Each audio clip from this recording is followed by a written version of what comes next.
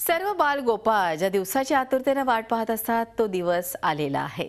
मुंबई आणि ठाण्याचा सर्वत्र गोविंदा पथकं दहीहंडी फोडण्यासाठी सज्ज झाली आहेत। महिन्याचा सराव केल्यानंतर आज अखेर हंड्या फोडून दहीकाला मिळवण्यासाठी हजारो लाखो गोपाळ दिवसभर थरावर थर लावताना दिसतील। गोविंदा पथकांबरोबरच आयोजकांनीही भरपूर तयारी केली आहे। गोविंदांना इजा होणार नाही याची पूर्ण काळजी घेतली जाणार असून सर्वत्र हा उत्सव आनंदाने साजरा करण्यासाठी तयारी सुरू आहे।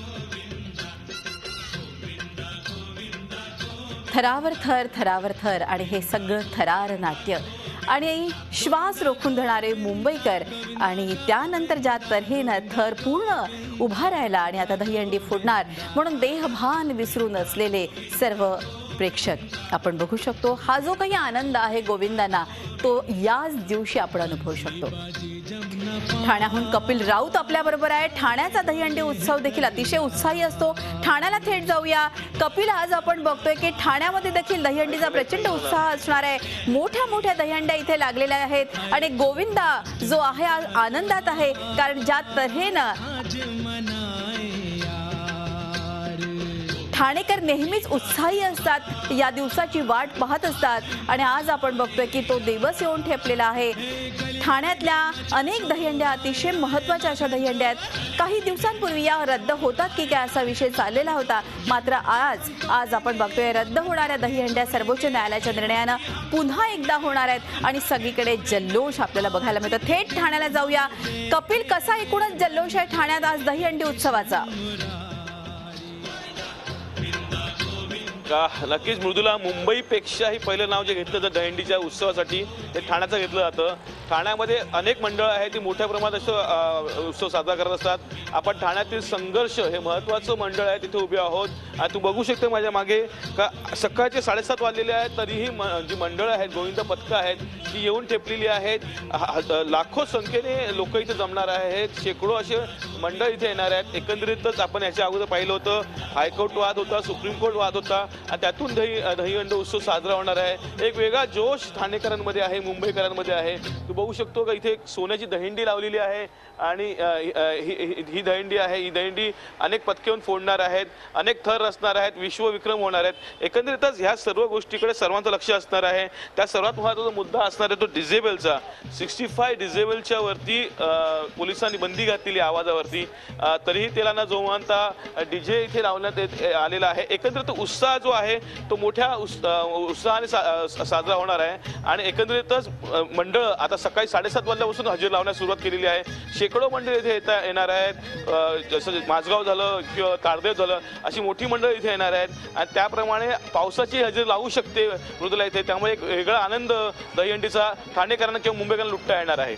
अगदी खरं आहे। थरावर थर चढतात, अर्थातच दहीहंडी फोडणार आणि त्यात येणारा पाऊस हा जो काही आनंद आहे हा एक द्विगुणित असा होणार आहे। यावेळेस एक कपिल विचारा असं वाटतं की ज्या तऱ्हेनं सुरक्षेचा एक अतिशय महत्त्वाचा मुद्दा यावेळेस ऐरणीवर आला होता, त्या दृष्टीनं ठाण्यातल्या मंडळांनी काय काय उपाययोजना केल्या? नक्कीच मृदुला, सुरक्षा विषय खूप महत्त्वाचा विषय असतो दहीहंडीमध्ये। हा संघर्ष असो की अनेक मंडळं असो, या सर्व मंडळांनी प्रत्येक गोविंदाचं इन्शुरन्स काढलेलं आहे। त्याचबरोबर प्रत्येक ठिकाणी 3 ते 4 ॲम्ब्युलन्स असणार आहेत, डॉक्टरची पूर्ण टीम असणार आहेत, स्पेशल सिक्युरिटी गार्ड असणार आहेत, प्रायव्हेट सिक्युरिटी गार्ड असणार आहेत, पोलिसांची फौज असणार आहे, ट्रॅफिकवाले आपलं काम करणार आहेत वाहतूक कोंडी सोडवण्यासाठी। एकंदरीतच पूर्ण सुरक्षेचा इंतजाम ठाणेकरांनी केलेला आहे, मुंबई दहीहंडी पथकांनी केलेला आहे। आता हेच बघा, एक सुदैवाची गोष्ट म्हणजे कुठची दुर्घटना होऊ नये ह्याकडे सर्व लक्ष असणार आहे। एकंदरीतच जो आपल्या लिमिटेशन्स घातलेला आहे, 12 वर्षाखालील मुलांनी ह्याच्यात भाग घेऊ नये, तो जर प्रत्येक मंडळाने रूल्स पाळला तर कदाचित दुर्घटना काही होणार नाहीये। एकंदरीतच उत्साह जरी असला तरी ह्या गोष्टीकडे सर्वांचं लक्ष असतं। अगदी खरं, उत्साह जरी असला तरी कुठेतरी लक्ष देणं खूप गरजेचं आहे। कपिल, तुम्ही आमच्या बरोबर राहा। माझगाव इथे आपले प्रतिनिधी अजित मांढरे आपल्या बरोबर आहे। अजित, अर्थातच ठाण्याचा उत्साह ठाणेकर म्हणतात मुंबईपेक्षाही जास्त असतो, मात्र मुंबईतला उत्साह कसा आहे? मृदुला, जसं आपल्याला माहिती आहे की जगविख्यात जे आहे की जे दहीहंडी फोडण्याकरता माझगावमधील जी मंडळं आहेत, गोविंदा पथक आहेत, ती फेमस आहेत.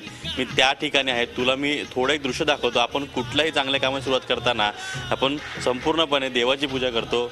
माझगावमध्ये या ठिकाणी पाहत असेल की हे एक पीरबाबाचं या ठिकाणी एक श्रद्धास्थान आहे. या संपूर्ण ताळवाडीमधील जी 4 पथकं आहेत, गोविंदा पथक आहेत, ही जगविख्यात आहे दहीहंडी फोडण्यामध्ये. ती सर्व पथकं या ठिकाणी येऊन पहिले नारळ चढवतात आणि त्यानंतरच पुढे दहीहंडी फोडण्याकडे जातात. या संपूर्ण दहीहंडी पथकाचे जे मंडळ आहेत, जवळपास या ताळवाडीमध्ये 4 मंडळ आहेत आणि 3 ते 3,500 गोविंदा फक्त या ताळवाडीमध्येच आहेत. आणि या संपूर्ण प्रकारामध्ये तू पाहू शकतेस की कशा पद्धतीने पूर्ण श्रद्धेने हे संपूर्ण जे पीरबाबाचं जे श्रद्धास्थान आहे ते पूर्णपणे त्यांना सजावट केली जाते फुलांनी. या इकडे एक मंडळ आहे, त्या मंडळाचे भारत पाटील नावाचे एक आपल्यासोबत गोविंदा आहेत. आपण त्यांना विचारूयात. आम्ही आमच्या प्रेक्षकांना दाखवलं की कशा पद्धतीने पीरबाबाचं दर्शन घेऊन नारळ चढवून तुम्ही पुढे आता. यावर्षी न्यायालयाने जे निर्बंध लादलेले आहेत, 12 वर्षाचा गोविंदा आपल्या मंडळात नको आहे किंवा गोविंदा पथकामध्ये नको आहे, सगळी तुम्ही तयारी केली होती. अचानक हा निर्णय आल्यानंतर तुम्ही कशा पद्धतीने आता दहीहंडी फोडायला जाणार आहात?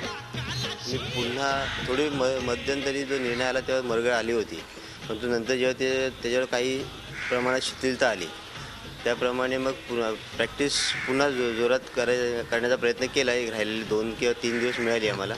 त्याप्रमाणे आम्ही पुन्हा प्रॅक्टिस सुरुवात केली आणि काही गोष्टी पुन्हा आम्हाला कराव्या लागल्या. आणि जे 12 वर्षाची शिथिलता जी आहे ती तर आहेच, परंतु आम्ही पूर्णपणे जेव्हापासून प्रॅक्टिस चालू केली ती एक सुरक्षिततेच्या दृष्टीने प्रॅक्टिस करत आलेलो आहोत आजपर्यंत. आणि आजही आमच्याकडे एक नवीन 5 वर्षाची मुलगी आम्ही तयार केलेली आहे. जसं आपण एक बघितलं की या संपूर्ण प्रकारामध्ये न्यायालयाने सांगितलेलं आहे की तुमच्या मंडळामध्ये 12 वर्षावरील सगळे गोविंद याचं सर्टिफिकेट घ्यायचं असतं किंवा स्थानिक पोलीस स्टेशनमध्ये जाऊन एक नोंद करायची असते. या सर्व गोष्टी आणि इतर सुरक्षेच्या उपाययोजना आपण नेमक्या काय केल्यात की आपल्या मंडळामधल्या एकाही गोविंदाला कुठे दुखापत होऊ नये कुठली अनुचित प्रकार घडू नये याकरता? तर त्याकरता आम्ही पोलीस स्टेशनशी संपर्क साधलेला आहे पूर्णपणे. आणि 12 वर्षाच्या वरीलच मुलांना आम्ही चढवणार आहोत, ते तर आम्ही पाळणारच आहोत. आणि बाकीचे जे निर्बंध आहेत ते सगळे आयोजकांवर लावलेले आहेत त्यांनी. म्हणजे जसं तिथे हेल्मेट्स असावेत, ॲम्ब्युलन्स असावेत, डॉक्टर्स असावे किंवा कुशन असावं, तर हे सगळे त्यांच्या आयोजकांसाठी लावले आहेत. आता आयोजक ते किती पाळतात तसे ते बघतील. आणि परंतु आम्ही आमच्या ज्या ठरलेल्या हंड्या आहेत, म्हणजे इथून ताळवाडी ती मानाची अंडी फोडल्यानंतर बाहेर पडल्यावर म्हातार पकडी अगदी खरं. एकूणच अजित, आपण बघतोय सर्वच गोविंदांना अतिशय उत्साह आलाय. वेगवेगळ्या ठिकाणी दहीहंडी त्यांना उभारायची आहे आणि फोडायची देखील आहे थरावर थर रचत. अजित, आज दिवसभर संपूर्ण हा जो उत्साह आहे आपण आपल्या प्रेक्षकांना दाखवणार आहोत. तुर्तास ही संपूर्ण माहिती माझगावहून आपण दिली त्याबद्दल धन्यवाद. त्याचबरोबर ठाण्याला कपिल राऊत आपल्याबरोबर आहे. कपिल, दिवसभर आपण संपर्कात असेच राहणार आहोत, तिथला उत्साह आपण आपल्या प्रेक्षकांना दाखवणार. तुर्तास मात्र आपल्या दोघांनाही धन्यवाद. झी 24 तास रहा एक पाऊल पुढे.